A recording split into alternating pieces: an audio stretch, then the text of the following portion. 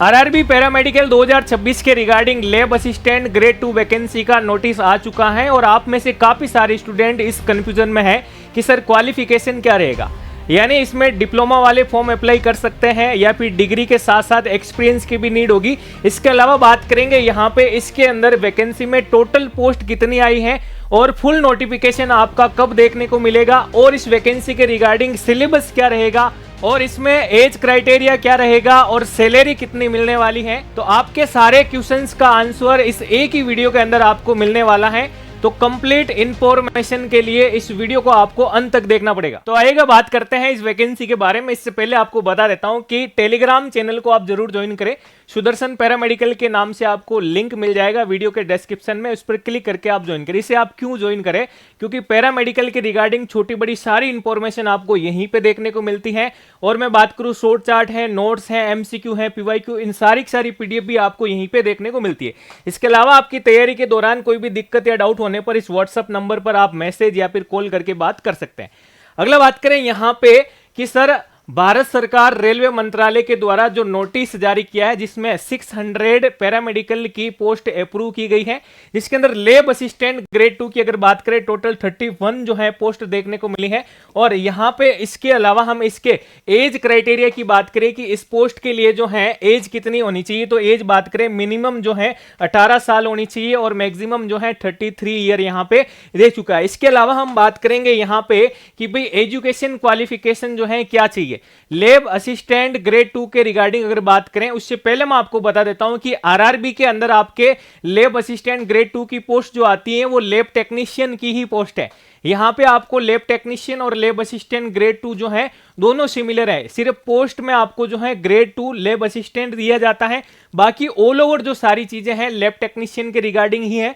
जैसे हम बात करें यहां पे कि सर क्वालिफिकेशन जो है, तो देखो ऑफिशियल नोटिफिकेशन के अकॉर्डिंग बात करें 12th 10+2 stage in science plus, यहां पे देखो एक वर्ड लिखा हुआ है 12th जो है आपकी साइंस। तो यहां पे देखो जिसने भी अगर हम बात करें पीसीएम और पीसीबी के साथ में डिप्लोमा कर रखा है, क्योंकि यहां पे सिर्फ और सिर्फ साइंस लिखा हुआ है, इसका मतलब मैथ और बायोलॉजी वाले स्टूडेंट जिन्होंने डिप्लोमा कर रखा है वो फॉर्म अप्लाई कर सकता है। फिर हम बात करें यहां पे diploma in medical laboratory technology और यानी कि या certificate course in medical lab technology 8 पर with diploma in medical laboratory technology DMLT subject to the fulfilment of, इसमें देखो 4 चीजें दी इन्होंने। यहां पे मैं बात करूंगा कि एक तो आपने 12th के साथ में डीएमएलटी कर रखा है तो आप फॉर्म अप्लाई कर सकते हैं, या फिर 12th के साथ में यानी साइंस के बैकग्राउंड के साथ में अगर आपने सर्टिफाइड कोर्स किया हुआ है, ठीक है ना। लेकिन सर्टिफाइड कोर्स की भी यहां पे 4 कंडीशन दे रखी हैं कि ये आपका कोर्स रिकॉग्नाइज इंस्टीट्यूशन से होना चाहिए और कम से कम ये 1 ईयर का होना चाहिए और ये कोर्स आपका फुल टाइम होना चाहिए, यानी स्टडी के साथ साथ आपकी ट्रेनिंग भी होनी चाहिए। अगर किसी ने 6 मंथ का कर रखा है तो वैलिड नहीं होगा, कम से कम आपका 1 साल का होना चाहिए और इसमें आपका जो फाइनल एग्जाम जो देकर आप पास हुए हैं वही जो है आपके वैलिड माना जाएगा। इसमें 4 चीजें आपको यही दे रखी है। इसके अलावा हम बात करेंगे एक कंडीशन और भी दे रखी है कि open and distance learning mode of education by the universities stabilised by, तो यहां पे देखिएगा ये कह रहा है कि अगर आपने ओपन और डीएलपी के बेसिस पर डिस्टेंस लर्निंग प्रोग्राम के बेसिस पर भी अगर ये कोर्स किया है तो वैलिड होगा। लेकिन रेलवे के द्वारा जो कंडीशन जो शर्तें दे रखी हैं अगर उनकी वो पालना करते हैं तो ही वैलिड होगा प्यारे दोस्तों। ये क्वालिफिकेशन जो है आपको ध्यान में रखनी है। इसके अलावा हम बात करेंगे कि भाई इसमें किसी भी प्रकार के एक्सपीरियंस की सर नीड है क्या, तो भाई यहां पे किसी भी प्रकार के एक्सपीरियंस की नीड नहीं है। जो जिन्होंने 12th साइंस के साथ में डिप्लोमा या सर्टिफाइड कोर्स कर रखा है वो आपके अप्लाई कर सकता है। अगला हम बात करेंगे इस वैकेंसी के अंदर आपके पेपर पैटर्न जो है वो क्या रहता है। तो पेपर पैटर्न की अगर बात करें तो आपसे जो है टोटल भाई जो है 100 क्वेश्चन जो पूछे जाते हैं और इनके मार्क्स की बात करें ये भी आपके 100 रहते हैं। क्या इसमें माइनस मार्किंग रहती है? बिल्कुल, नेगेटिव मार्किंग आपकी रहती है 1/3 of the marks allotted for each question, 1/3 जो है आपके जो सिमिलर आपके एग्जाम में रहती है।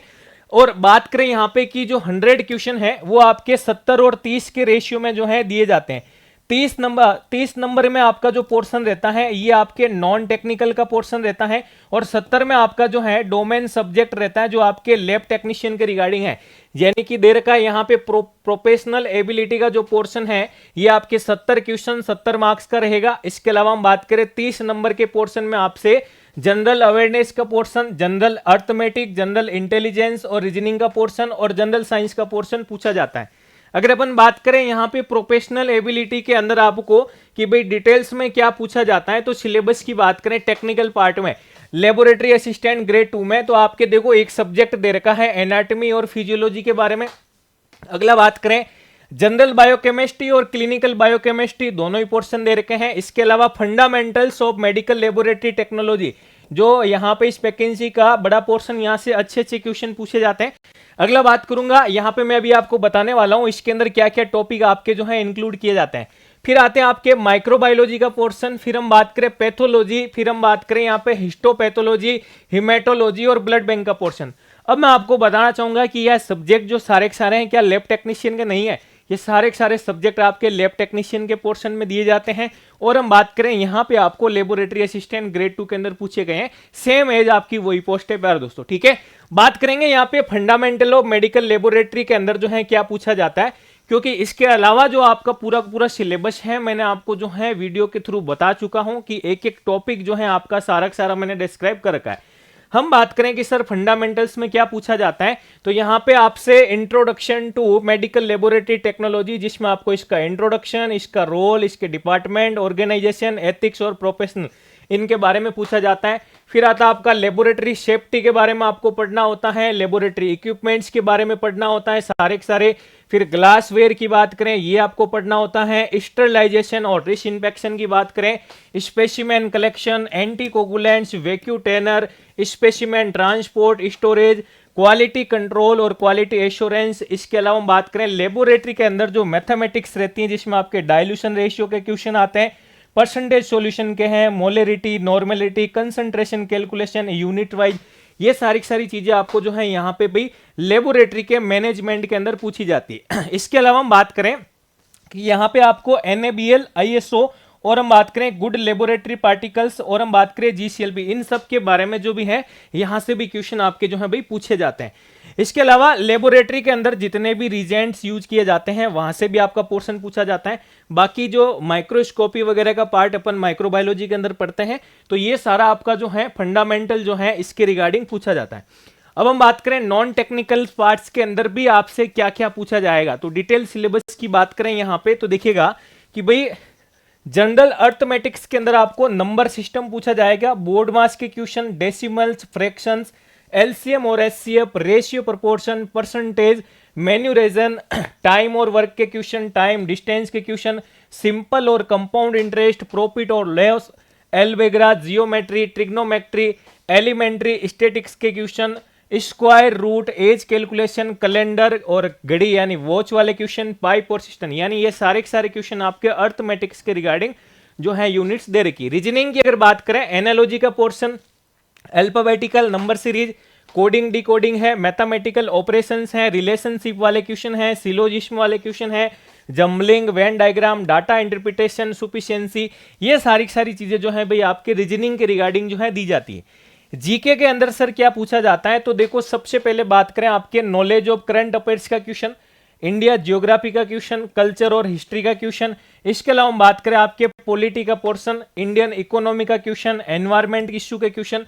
या फिर हम बात करें करंट अफेयर्स की रिगार्डिंग ही पूछ लिया जाता है, स्पोर्ट्स वगैरह के क्वेश्चन भी, ठीक है। इसके अलावा जनरल साइंस के पोर्शन में फिजिक्स, केमिस्ट्री और लाइफ साइंस जो आपके 10वीं के लेवल की up to 10th standard CBSE के सिलेबस में से आपको जो पूछा जाता है, ये पूरा का पूरा पोर्शन आपके जो है भाई 30 मार्क्स का जो है रहता है,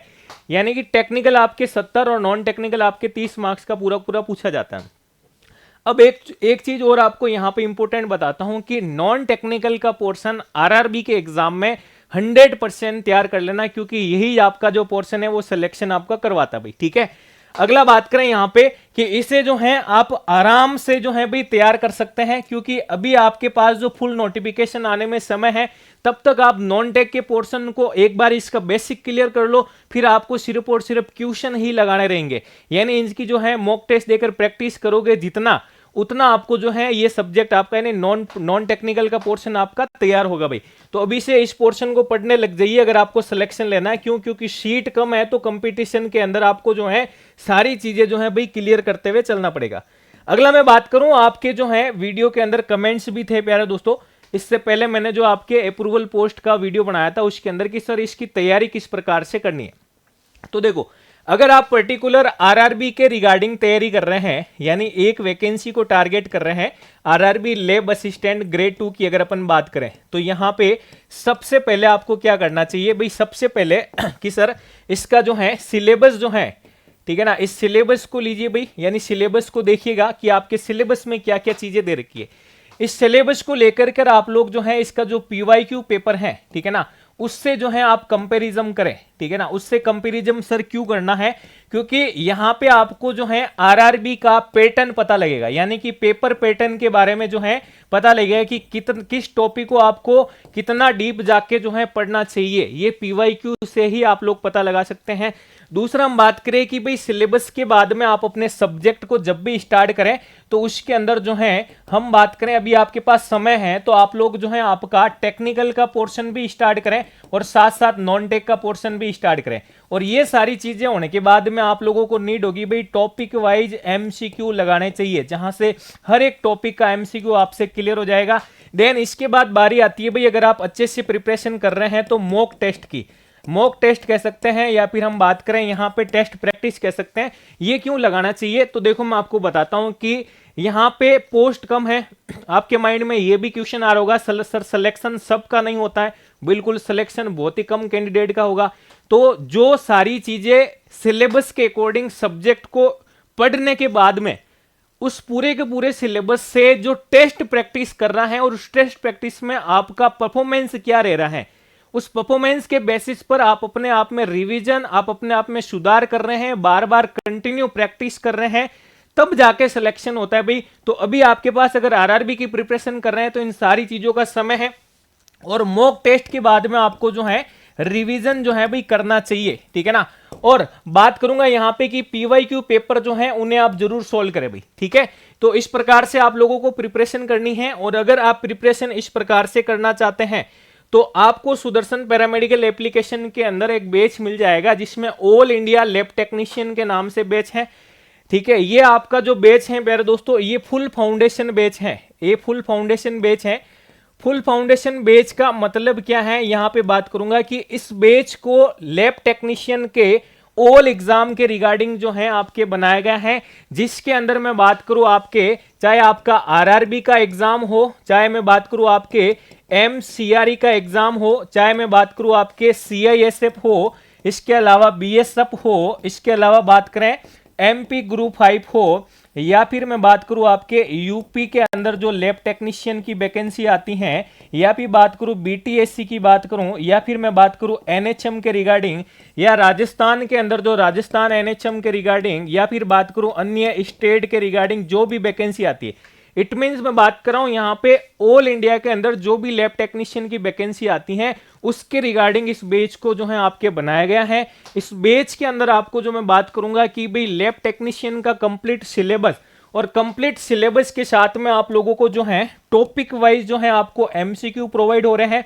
ठीक है। इसके अलावा हम बात करेंगे कि इसी बैच के अंदर इन सारी की सारी वैकेंसीज की अलग अलग टेस्ट सीरीज जो है आपके अवेलेबल हैं। जैसे अभी आपके सीआरई का पेपर हुआ था, तो सीआरई के पेपर में लैब टेक्नीशियन के एग्जाम स्कीम क्या थी, यानी सेक्शन वाइज चल रहा था, तो वही सेक्शन वाइज इसमें टेस्ट अवेलेबल करवाए गए। अब इसी बैच के अंदर आरआरबी के पैटर्न के अनुसार, इसी के अंदर आपके एनएचएम के पैटर्न के अनुसार, तो ये जो है आपका बैच भाई इस प्रकार से फाउंडेशन बैच है जिसे आप ज्वाइन कर सकते हैं। अगर मैं बात करूं ऐसे कोई स्टूडेंट हैं इस बैच को जो ज्वाइन करते हैं तो उसको ये 2 किताबें भी फ्री हैं, यानी कि ये माइंड मैप की किताब और प्रीवियस ईयर पेपर की किताब। इस माइंड मैप की किताब में क्या है, लैब टेक्नीशियन के ऑल सब्जेक्ट के थ्योरी के शॉर्ट चार्ट रिवीजन के बेसिस पर कलरफुल डायग्रामेटिक आपके कंटेंट के साथ में चार्ट दे रखे हैं जिससे आप रिवीजन कर सकते हैं। दूसरा, इस पीवाईक्यू बुकलेट के अंदर अब तक के लैब टेक्नीशियन के सारे पेपर यानी 29 पेपर जो हैं आपके इंक्लूड करके हैं, जिसमें आपके lab assistant grade 2, lab superintendent, lab technician और स्टेट वाइज वैकेंसी सबके पेपर जो हैं आपके इसमें इंक्लूड है। और इस बैच के साथ ये दोनों किताबें फ्री हैं और ये टेस्ट सीरीज जो है सबकी अलग से आपको दे रखी हैं और टॉपिक वाइज एमसीक्यू भी। अब कोई स्टूडेंट जो एक भर्ती को टारगेट कर रहा है, यानी इनमें से जैसे आरआरबी को टारगेट कर रहा है,